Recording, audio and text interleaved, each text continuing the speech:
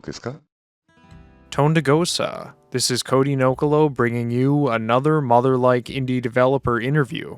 Today, I'm talking with Nico, creator of Athenian Rhapsody, which is releasing on all platforms on May 14th. Hi, Nico. How have you been, and how's development on Athenian Rhapsody going? Hey man, it's going really well. It's busy right now. We're actually in console QA, so we're getting the game ported to Switch, Xbox, PlayStation, running all kinds of tests on those. Actually, even mobile too, but I'm kind of in charge of that. And it's pretty cool. It's been a lot of fun. It's been a little bit different than me just making stuff in my room and just like developing the game, because now it's it's in the hands of other people. And as much as it opens up a lot more work to do, like, oh, this is not working on Switch, this battle is slow on this console, on Android and stuff. It's really cool seeing the testers' experiences with it, and just having them play through the game. I even got a few of my cousins in, or I sent them some Steam codes, and I'm like, all right, you guys, because they're like, they're huge gamers, they'll find all the bugs for me. Similar to what I did with the demo Thunder Goobers, I had some community members test it. I'm not doing that now because it's a little different, but yeah, it's the same principle. And they're like, "Man, this is fun. This feels like a real game." So it's very exciting, but it is a lot of work. I gotta be honest. So yeah, it's kind of where we're at in development right now. That's great. Yeah, I'm glad to hear it's going well. And yeah, I know how that is. I've been doing stuff for my game too, and I know how testing is, how testing goes. Yeah, you put it into somebody else's hands, and you're like, oh man, I forgot this number's 4 and it should be 3, and it's like, geez, exactly. This person's freaking out. They're like, oh, why is I added a new guy who gives you badges for your Rhapsody based on how many friends you have, and he's like, oh, it's all broken, it's all ruined. And I'm like, no man, it's one number that I forgot to change. It's not that deep. Yeah, good find. Like, thank you. Yeah, I'm glad it's going well. Awesome, I appreciate it. Getting into some of the Mother stuff first, where did you first discover the Mother series, and how did you feel during your first experience with it? So I have like 2 parts to this answer. This is kind of a fun one. The first time that I ever saw the Mother IP was probably, this is like the first notable time I know about the Mother IP, is when I was playing Smash Brawl with my cousin, and we were doing the Subspace Emissary, and that one part, you play as, I think you play as Lucas and Squirtle. Right. And we had no idea who Lucas was at the time, so we both wanted to be Squirtle. Obviously, we love Pokemon. And then Ness comes in, and we're like, yo, Ness is sick. Who is that guy? No idea. And then obviously, of course, as we grew up, I know about Mother and stuff like that. I was very into RPGs and things like that. But the first time, so this is actually very surprising, but the first time I played game to completion in the Mother series was while I was developing Athenian Rhapsody, like pretty early on.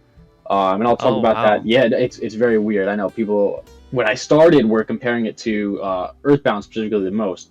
And I was like, yeah, definitely, man, definitely. But then I actually got the chance to play it, and I was like, this is like such an, it almost felt like an affirming experience for me. I was like, it taught me so much about kind of, I think the most valuable thing I could say was breaking some of like the rules that I had in my head about making a game when I got into it. Like, even the example that I love to use is that EarthBound's flavor text is so great. It's like, and it's so good. It's amazing, and that's something that I did when I started as well. But I kind of felt like I wasn't allowed to like be so casual with it. I don't know why, but it kind of broke me out of my bounds of like, okay, this is what I have to do because an RPG is supposed to be like this. It definitely started me on the path of like, this is my game. I do literally whatever I want with it. Of course, you have to make it. It's a consumer product. You have to make it for the fans. Yeah.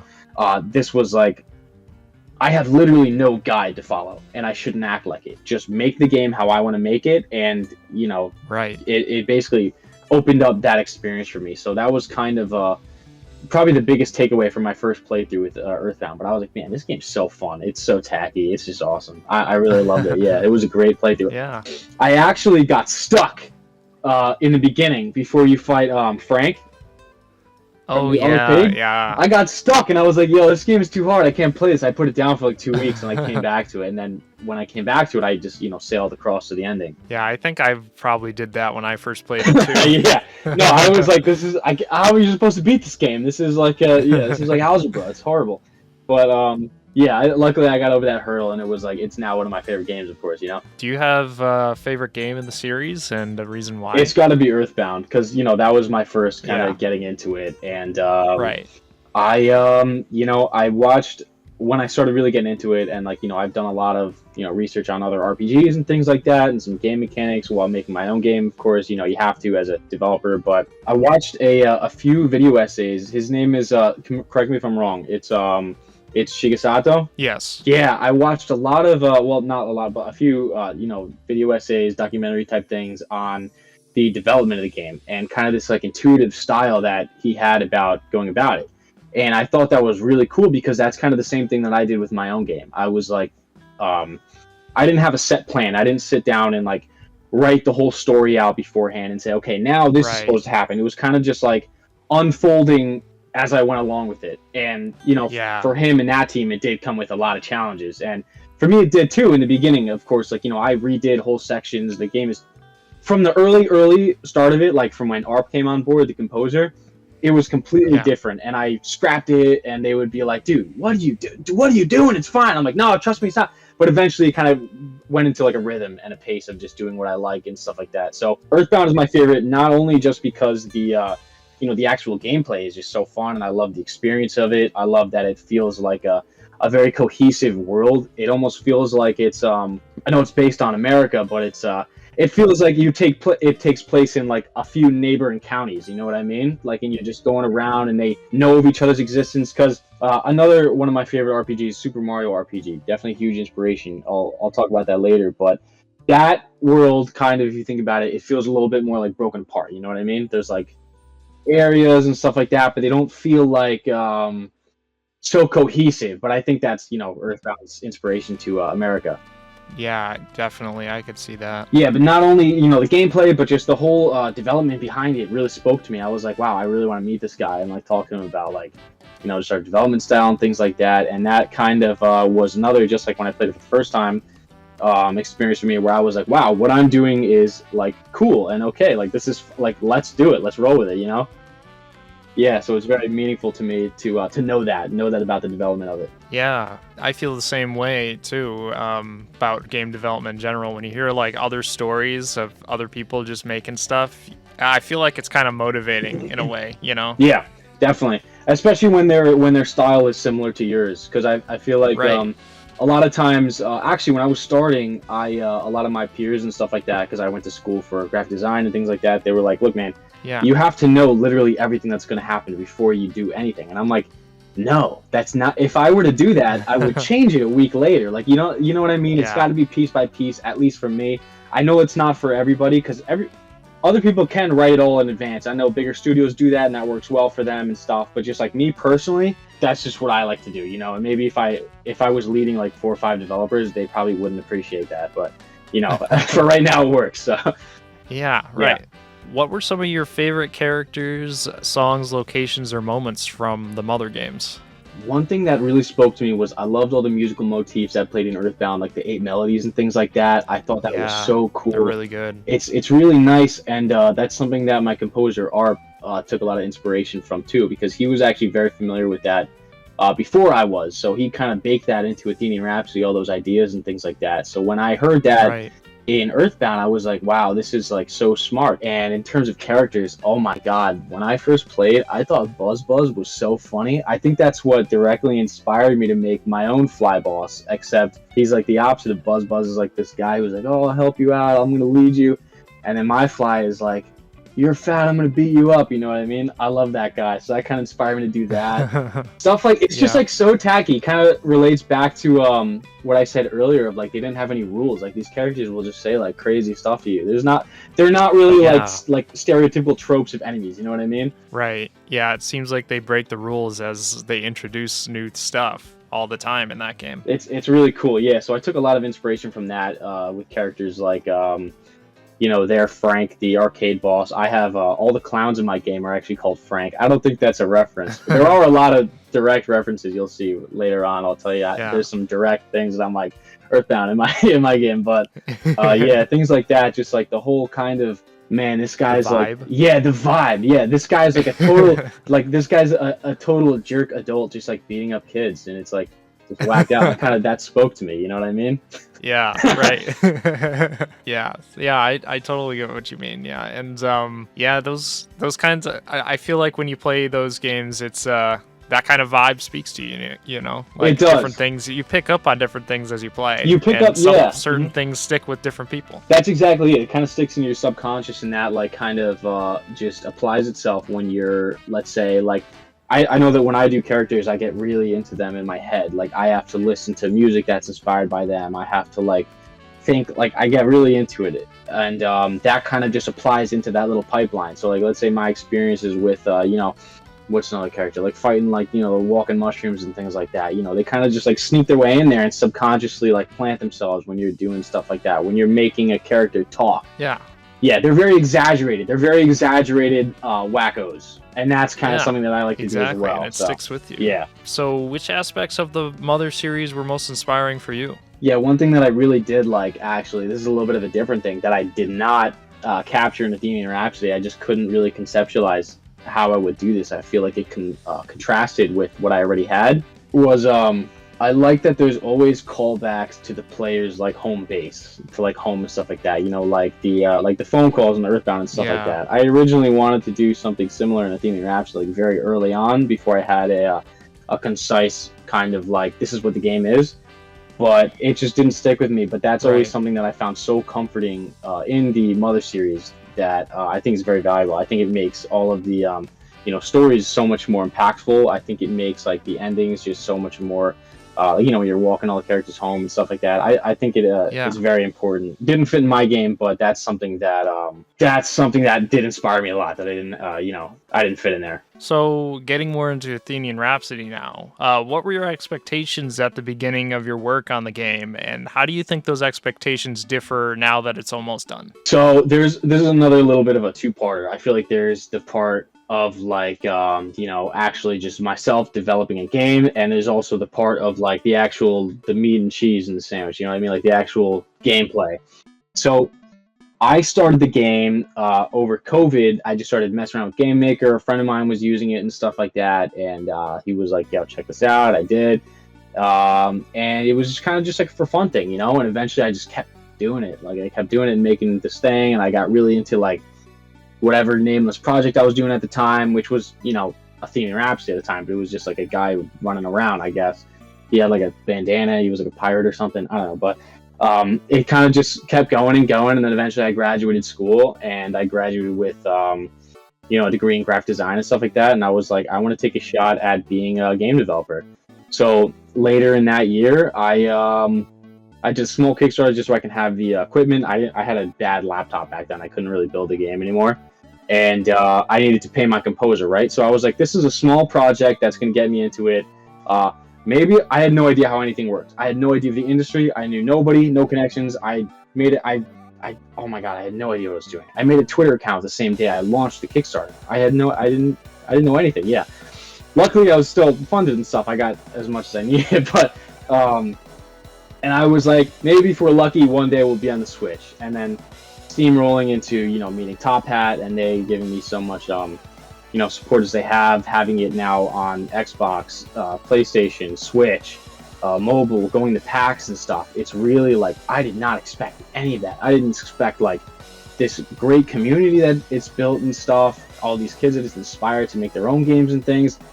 Completely blindsided by all of it, but it's so amazing. It's so fun. It's opened up my own network and stuff, just an insane amount. I could never have imagined this. Like two years ago, was that 2023? I think that was, yeah, 2 years ago. 2 years ago, time flies, man. 2 years ago, like, I could never imagine having it like this. Like, you know, that it's gonna be on consoles. I have a Switch myself. Like, I can't imagine like holding this thing and playing my game on. That's gonna be crazy, man. I can't. Yeah, that's gonna be nuts. But yeah, so basically, in short, I didn't expect any of this, man. I thought it was just gonna be a little thing. I didn't expect to do like an online system. The game is way too big, man. Somebody has like a scope creep issue in this room. I don't know who it is, but geez, it's something went wrong in there. Something went wrong in the developer's head.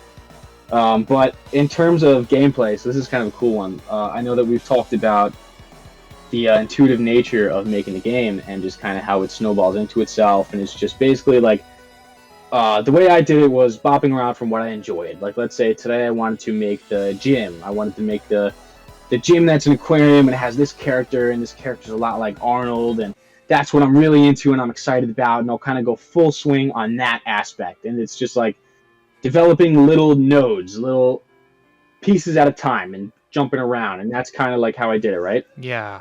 And because of that, I didn't really have a set plan as to like, okay, what is this game going to be? What is the point? And that's something that took me a long time to figure that out, right? Because I was like, look, all right, I kind of have this choose your own adventure aspect going that's, growing a lot, that I've always stuck with since the beginning.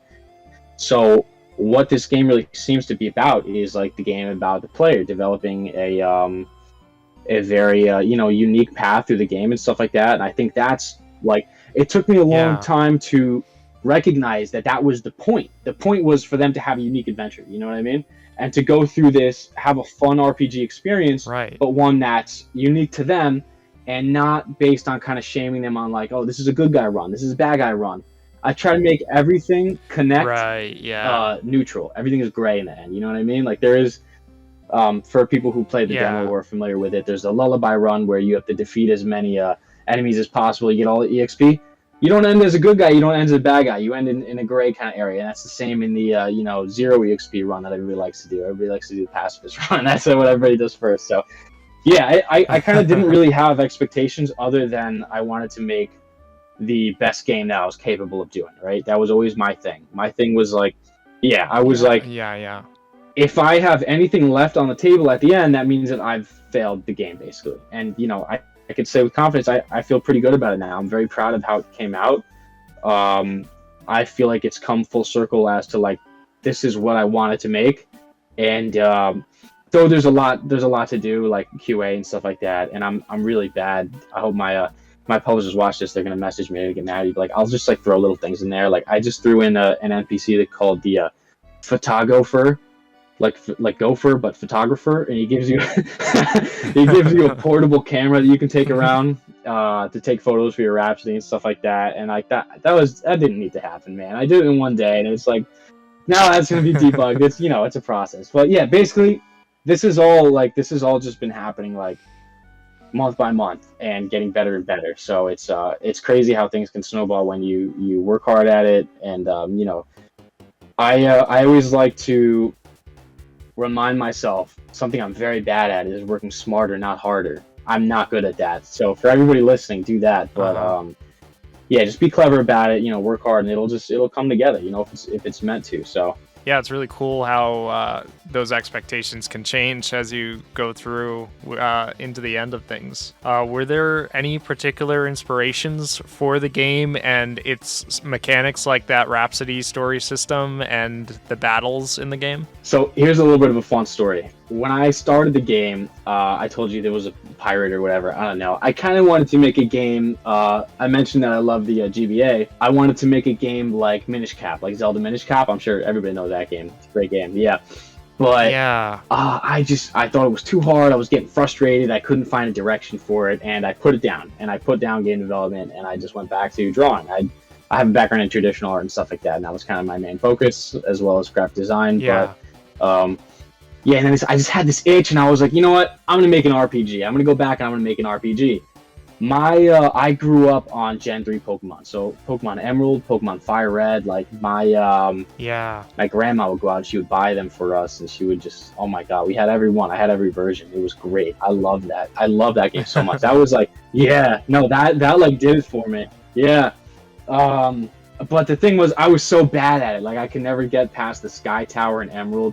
Oh my god, I'm gonna get into it, but Pokemon is the biggest inspiration. Not only just their games, but like the company, everything. I'll get to that in a second. But so I'm like, okay, I want to make an RPG, and my perfect RPG that I was picturing in my head used a system that was similar to Pokemon Mystery Dungeon with the grid kind of aspects and turn-based thing. I thought that was awesome. The problem was, I had no idea how to even start to do that, and I didn't know of the Discord community. I didn't know anybody. I had no idea how to do anything. Starting from scratch. Yeah, I was watching Sean Spaulding's tutorials, which is Oh, I did the same thing when I first started. Yes. Yeah, those are so great good. tutorials. I recommend them to everybody who asks me where I started on like TikTok and stuff. And I was so bad at this, like I had no just intuitive knowledge with this, that when I had to draw text and stuff, like when I had to make text come up in the game, I would have to I would write it in Photoshop and then save it as an image and then import it in the game. Yeah, it was really bad. It was really bad.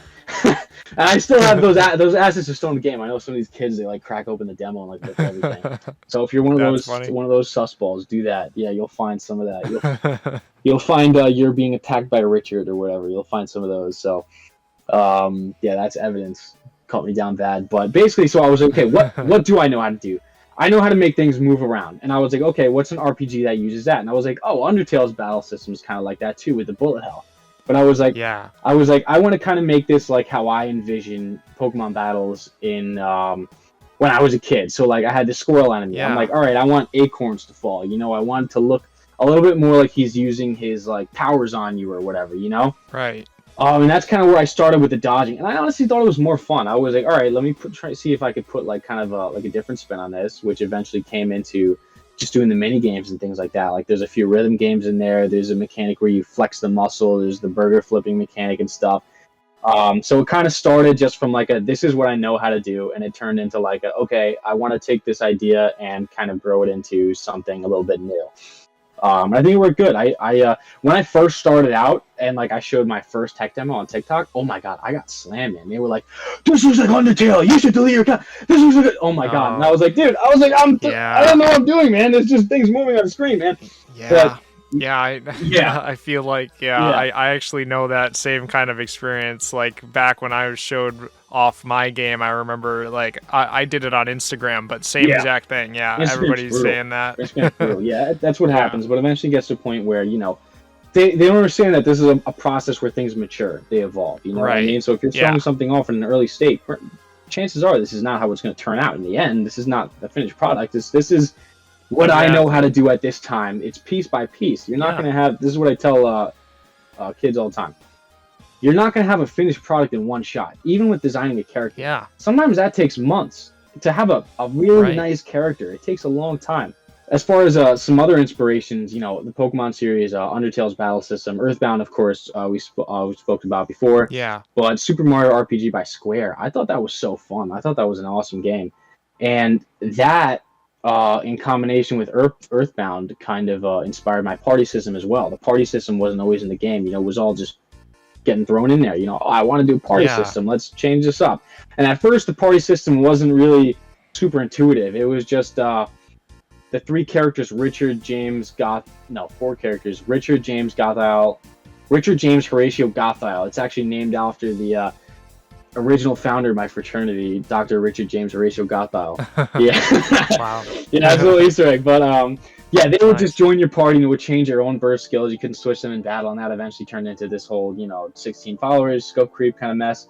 But that game was awesome. But a lot of non-RPGs too. Like I was very into Adventure Time when that was originally airing on Cartoon Network and stuff as a kid. That definitely very heavily impacted the humor in the game and stuff. Oh yeah, 100%. That's a great show. Yeah, watching it as a kid, definitely. I'd love to do something like that with the IP. Granted, I have the ability to do that in the future. Who knows? But a lot of the Behemoth games, I love the Behemoth.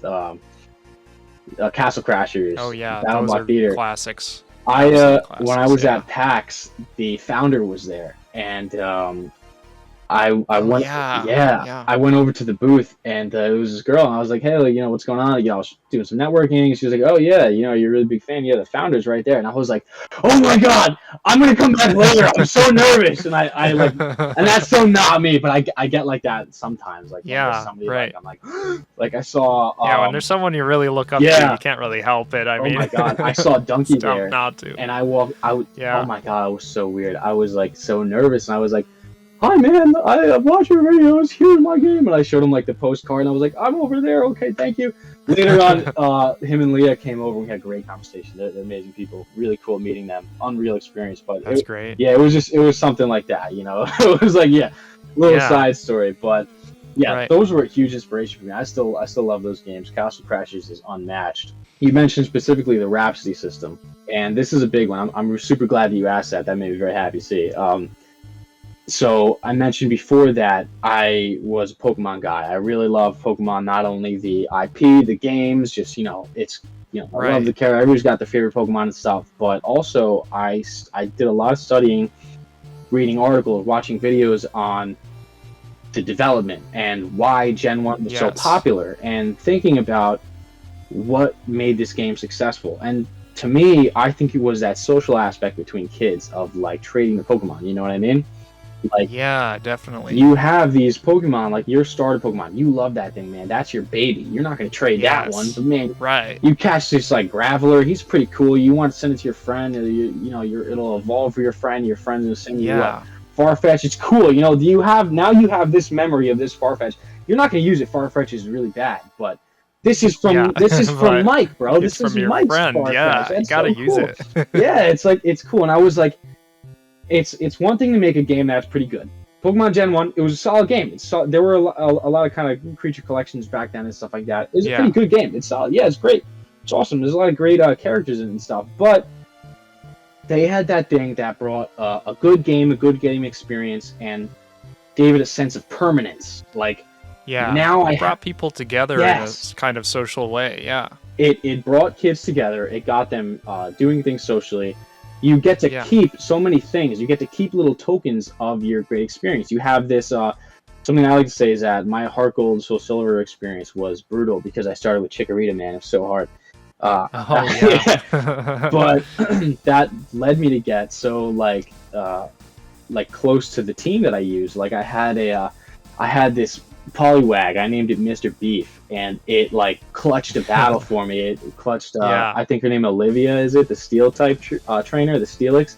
It killed that thing with Surf, and I love that thing. I brought that same one into Sword and Shield with me, and I'm like, this is the mon I have so many memories with. I have so many good things with it. So basically, they had a lot. Yeah. They had a lot, and I'm like, how do I make my RPG have that? Okay, how about I save an entire playthrough as something called Rhapsody, right? Yes. And that it took a long time to oh my god, I can't even tell you, man. I used to stand in the gym, like staring at the floor, like for a half hour, like thinking about like, what am I gonna do? How am I gonna do this? What is this gonna work?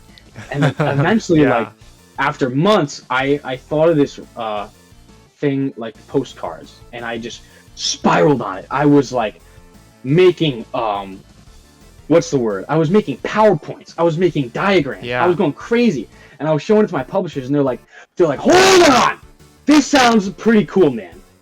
Tell me a little bit more about this. And they were like, all right, we're gonna do this. We're gonna do it online. We originally wanted to do a mobile app, like a mobile companion app for trading, but I mean, it's gonna be on mobile now, and it's free to download. You have to unlock the full game later on.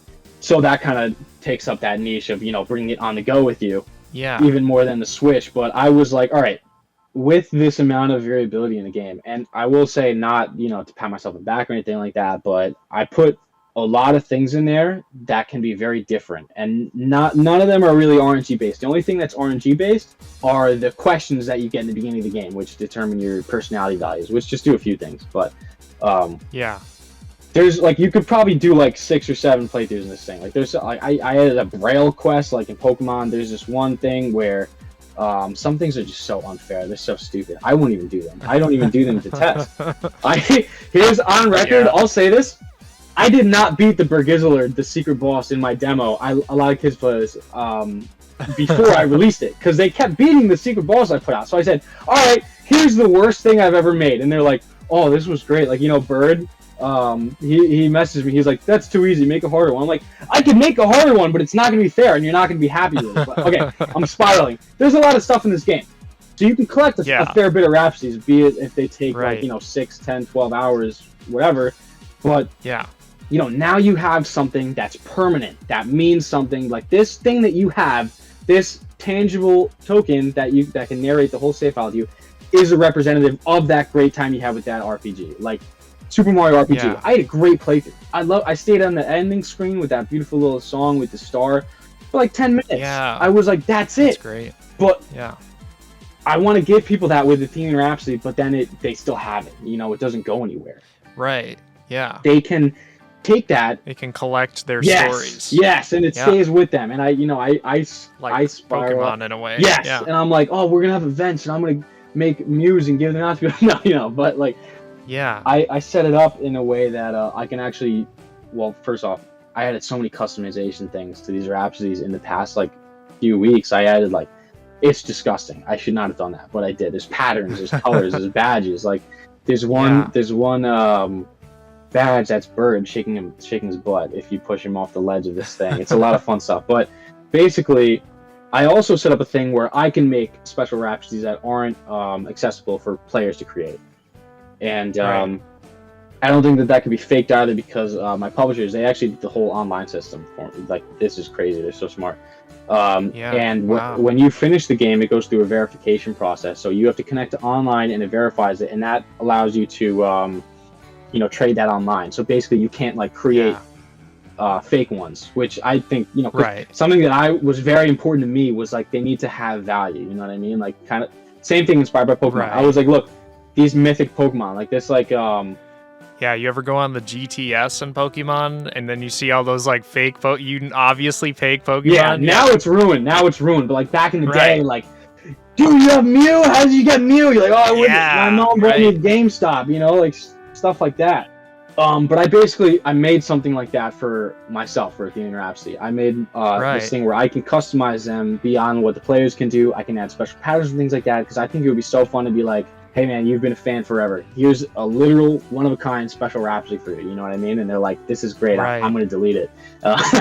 So they can delete it. It's for them. But yeah. So that was kind of my whole inspiration for the whole Rhapsody system. I put a lot of thought into what is going to make this game meaningful as not only an RPG, but something that has some staying power like Pokemon. And because, I'd love to do what they do. Obviously, I'm not building an international company, in the next month, but I want to make a good game, Yeah, they inspired me in a lot of ways, and that's kind of how it turned out. And I'm so excited for the players to get into the Rhapsodies and things like that. Because in the demo, I gave them a little bit of that. They can collect tokens. Man, these kids, they had a lot of tokens, man. I did not. It was like a 1 hour demo. They've been playing for like 90 hours. It's crazy, but yeah. So that's kind of my biggest inspirations in terms of gameplay, and as well as the Rhapsody system. I'm so glad you asked that. I never get to talk about that. I spiral every once in a while. It's really cool to hear about. Yeah, Thank you. I really didn't know like how much depth. I still haven't really gotten to play the demo yet, and I was super curious about like how that. I was reading the description of the game before, especially like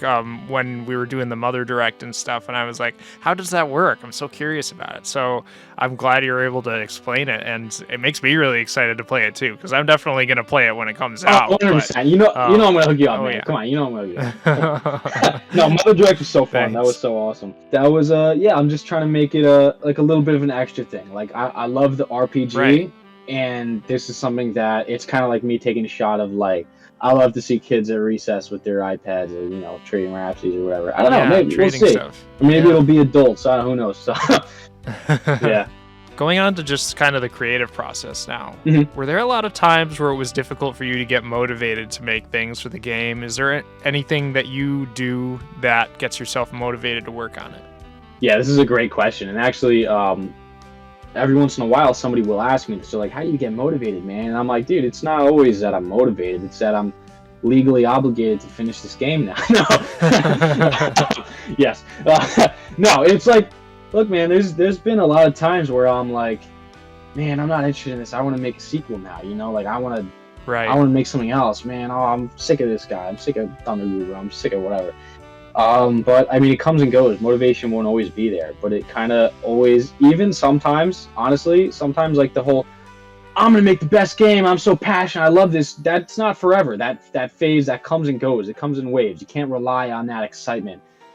Sometimes you do. How am I gonna word this? Because there's two things to this. If something is, first off, if something is not fun, like if I find myself doing something, developing something in my game that's not like a technical necessity, like a feature, and I'm like, this sucks. I hate this. I'm dragging on it. Oh, it's just not fun to me. I won't do it. I'm like, why would I put that in the game? It's gonna come out like poop, So that's one thing. If you're really not enjoying what you're doing, within reason, don't do it. Switch gears. Do what you want to do with it, unless it's, you know, within reason. You gotta be, you know, smart about it. But you're your own boss. You know what you're doing. But in terms of motivating myself, one thing that I do that I think is a little bit unique is with the community of Athenian Rhapsody, I'll drop an @Rhapsodogs. Let me get a rah in the chat, and there's just a chain of the rah emojis. That makes me feel great. I love that. So having some community chutzpah is so strong, man. Like, I'll be having a horrible day. It'll be like something not related to game dev. I'm just not feeling it. Something business wise. I don't know. It's something, and I'm like, guys, I need your support. And they're like, we're on it, boss. You know what I mean? It's really valuable that they'll come together like that. But I mean, there are so many times where you just don't want to do it. You don't want to do it. You want to quit. I've had like not only me, but my publishers and I, we've had like some real heartbreaking disappointments and stuff that are just completely out of our control and like really set us off course. And I'll just be like, man, I quit, man. I quit this. There was one day where that happened. I was like, I quit for real for like 2 days. But it happens, and that's just the creative process, especially when you get more and more ambitious with it. Like, I mean, this is my first time being in the industry. This is my first game, and it's a, you know, kind of, you know, in the realm of like things I have no idea how to do, like port to Xbox and stuff like that. It's, you know, all over. But there are times where you're not going to want to do it and stuff like that. And on days like that, don't do it then. Do something else. You know what I mean? Yeah. It's kind of, you just got to deal with it. But if you're like really losing passion for it for like a month or something like that, I don't know, that's kind of a call you got to make. You know what I mean? You can't force yourself to do it if you don't like it, similar to the feature thing. But I mean, it is really good practice to finish projects, finish what you start. And you know, if it's not something that you love, it's not turning into it, you know, change it. Don't be afraid to erase. I had a great art teacher, his name is Luke.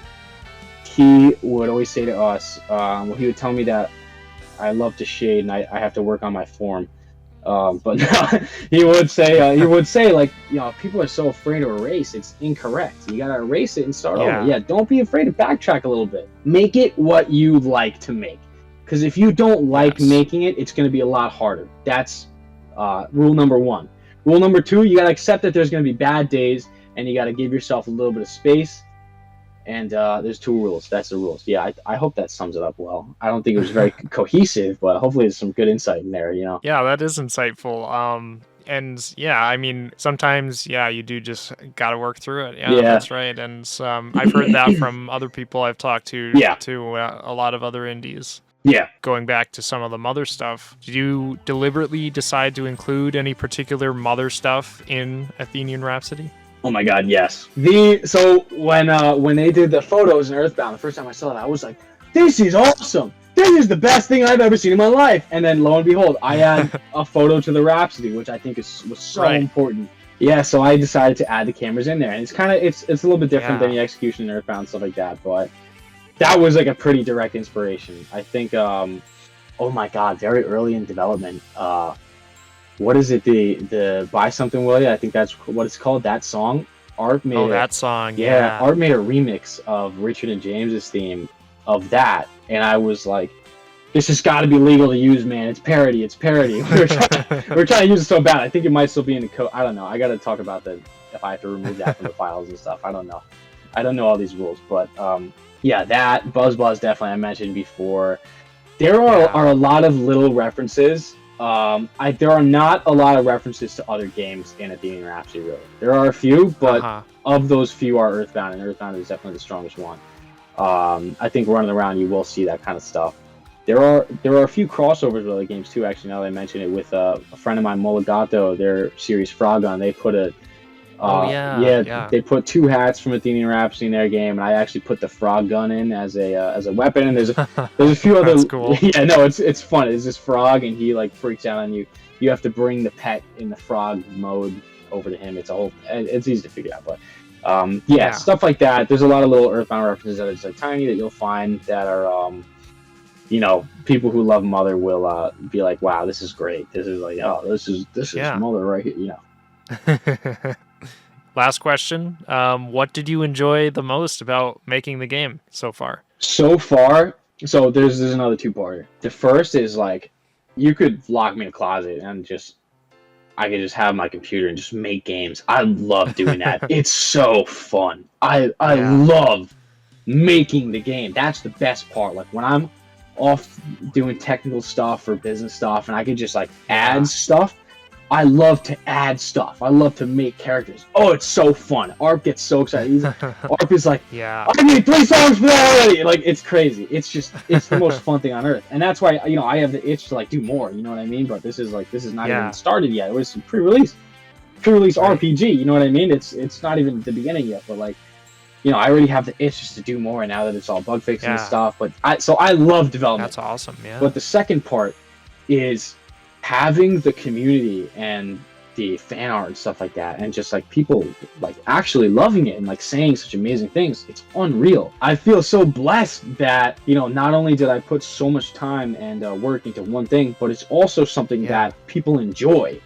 I feel like that's just like stars align. It's great. So that when I went to PAX, truthfully before PAX, I was feeling kind of like low about it. I was like, this is not even worth it. This sucks. Nobody even likes this stupid game. But then like when I was there, first off, my high school friends came out and they ran the booth for me. That was amazing. We ran the booth for Top Hat, and of course, that's awesome. Yeah, no, it was a really great time. But there were so many people there who like knew the game already and stuff. They were like, yeah, YouTube Shorts. A lot of people from TikTok and stuff like that. And I was like, whoa, like this is like a real, like tangible audience, and it's like everybody's sick, it was really cool. And that kind of like opened my eyes to like wow, like okay, this is like a real thing. That not saying like, oh, I have the #1 most anticipated drop of the year, but like there is a great community for it. I genuinely do think that people are having like meaningful experiences with the demo and stuff like that, and that like I'm so confident and ready to drop this game,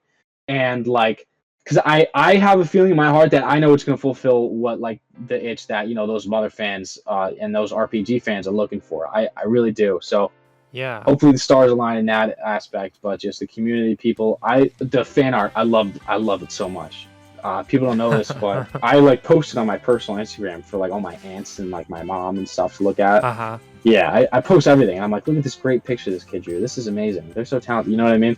So that's so meaningful to me. That just making a game, having a creative outlet. I've always wanted a career in art and stuff like that. And this is the best that I think I can get. You know what I mean? Having a great publishing team, helping me put it out onto literally every platform, supporting me through all my stuff, and just an amazing community. They're great. I mean, I could ping like right now. I could ping at everyone, guys, raw chain right now on this channel. It'd be just fine. It's great. It's awesome. I love that. It feels like it's like, and they're like so genuine with it. So yeah, that's it. I'm so ready to move forward with this thing. It's there's still a lot of work. It's tough, man. It's not.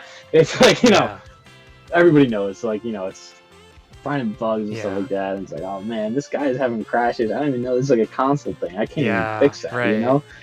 Yeah, so it's stuff like that. But man, it's been so meaningful. It's really opened up my world. Like especially being a part of things like like Mother Direct and stuff too. That was so fun. You know what I mean? Like such a cool event. Like the community gets so riled. They get so excited for that. Like I love making a trailer, man. I love an excuse to make a trailer. Yeah, your trailer was really fun. Thank you. I really liked that one. I made my release date trailer. So that at the time of recording, we still don't have like a set date, you know what I mean? But like, so it's pre-made, and I have my launch day trailer.